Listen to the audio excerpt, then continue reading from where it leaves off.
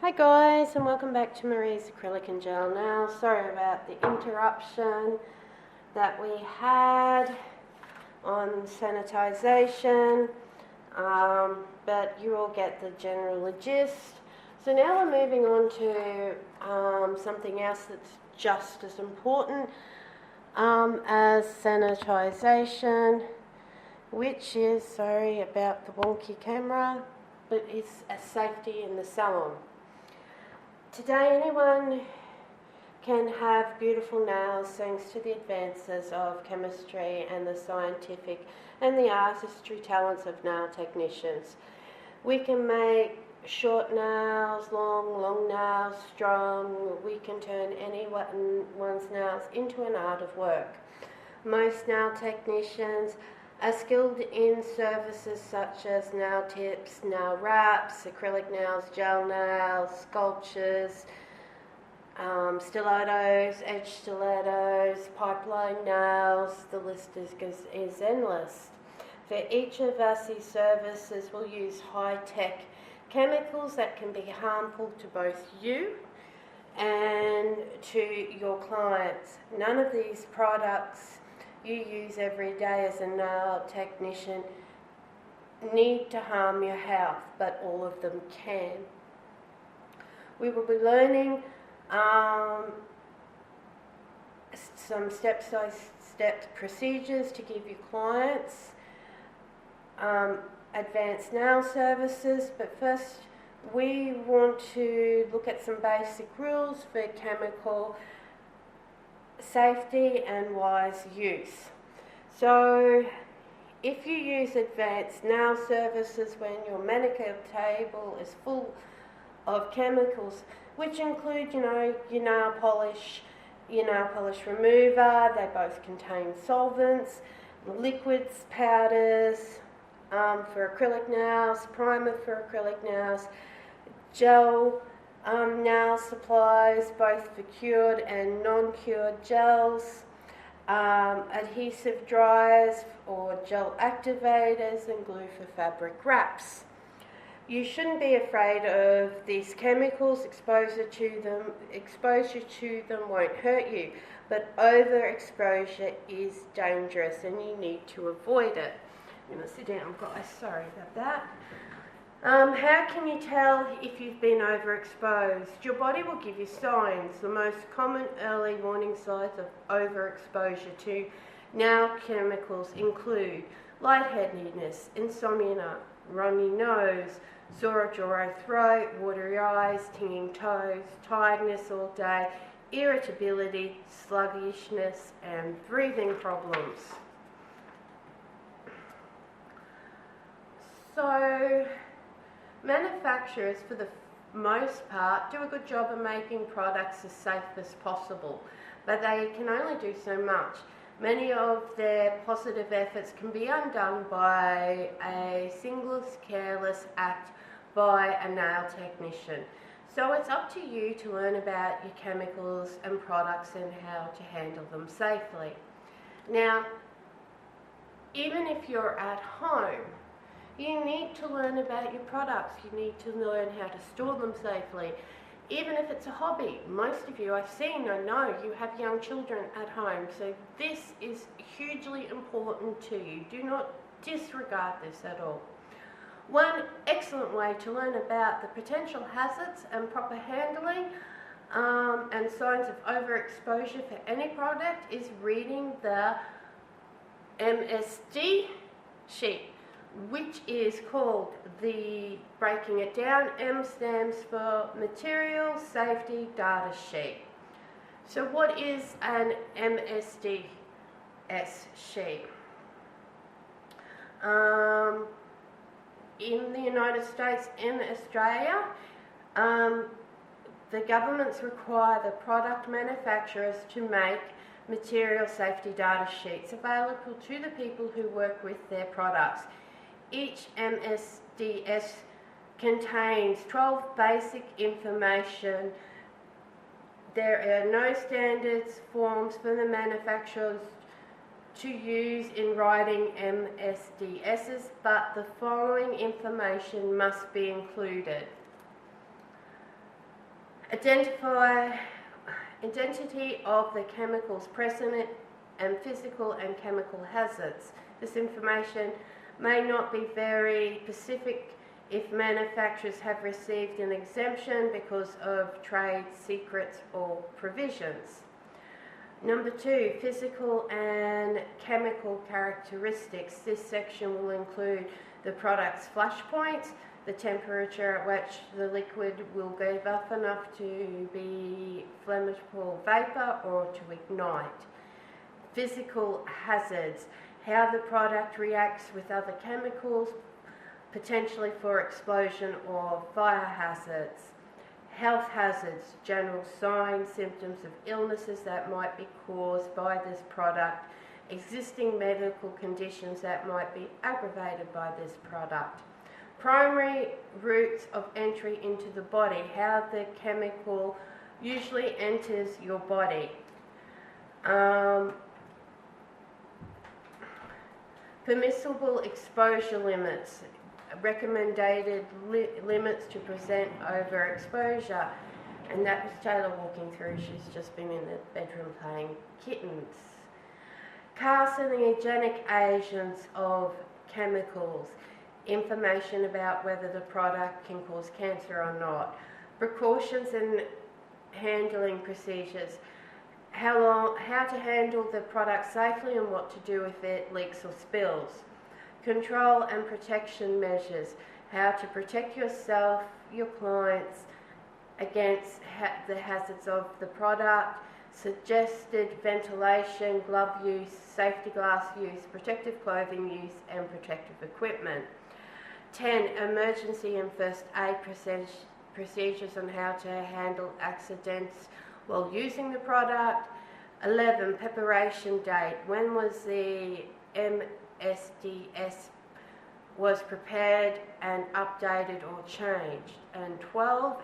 Writer, the name, the address and the number of the person who was responsible for preparing the MSDS.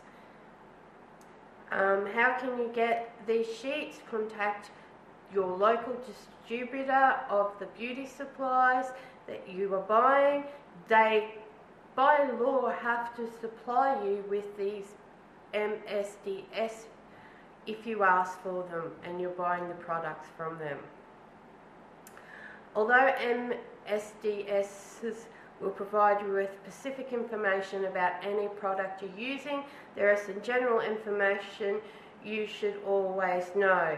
Products enter your bodies in 3 ways. So let's get rid of this for the time being. So as I was saying, products enter our bodies in 3 ways. I wonder if you guys can tell me what they are as I'm writing them up. So we have the first one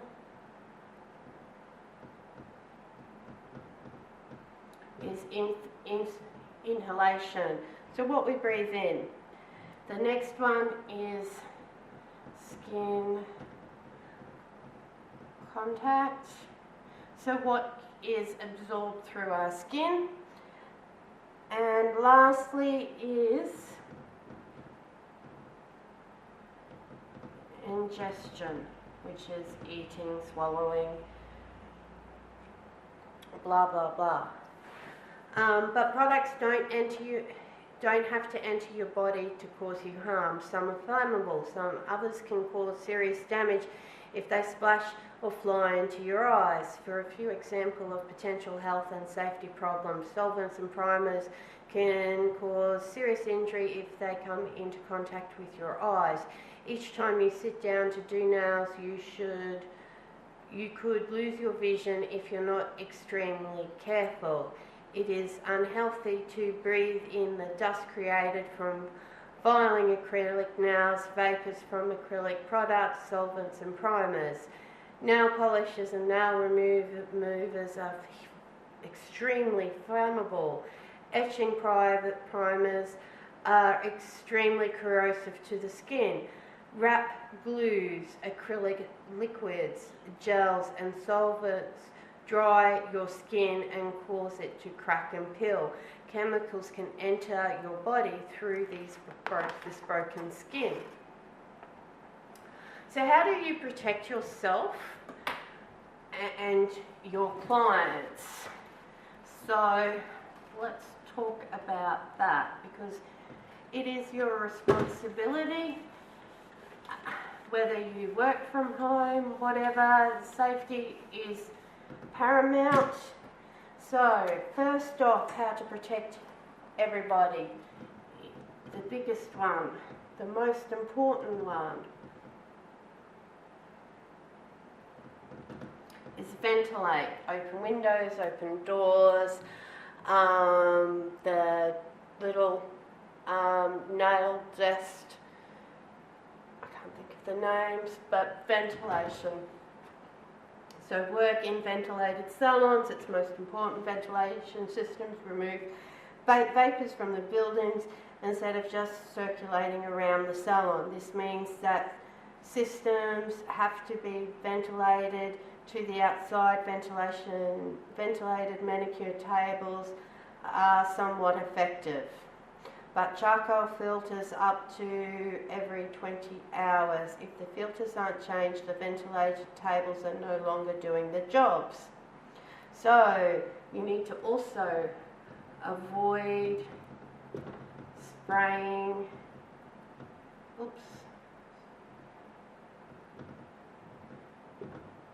product into the air.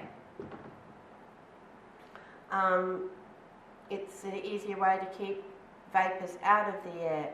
You need to keep products off the skin. You can also wear dust masks, or you can buy those dust machines, or if it's already built into your desk. You can wear safety glasses. Now, I never wear them, but I always offer them to my clients. If my clients refuse them, then that's their problem. If something gets into their eyes, I'm not liable for it. I've offered them to them. So they recommend that you don't wear contact lenses, that you don't smoke in the salon, because you shouldn't smoke around these products. They are flammable. You don't eat in the salon, again, because then you're ingesting these things. It's recommended you store your lunch in a totally separate area of the salon. You always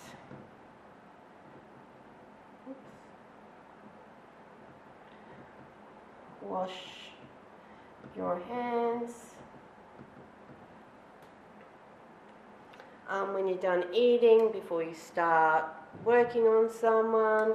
All containers are labelled. You store your products in cool, dry areas. You throw out your trash after every client. You keep your caps on all products. And be prepared to handle accidents. Even if you're at home, be prepared to handle them. Have your MSD sheets on each product that you have in your salon in a convenient place. Have the poison controls number with other emergency numbers near the phone, okay? Have a little bit of fun too with safety, you know. Your safety goggles, turn them into a promotional tool for nail art, or bling them out with your rhinestones. It's a great vehicle for individual expression, and they attract attention. You could put hand-painted designs on the googly frames or the edges. You can change them out seasonally themed, colours, trends, personal preferences. It makes them fun to wear, and people want to wear them. So guys, safety always, safety first, safety always. So next we're going to be moving into the science of nail technology. So we will be talking about anatomy and physiology, the nail and its disorders, the skin and its disorders, and client consultations. Please let me know down below how you're finding these videos. Are you getting the information you need out of them? I'd love some feedback, guys. Until next time, keep safe, and I hope you're enjoying this Getting Back to Basics series.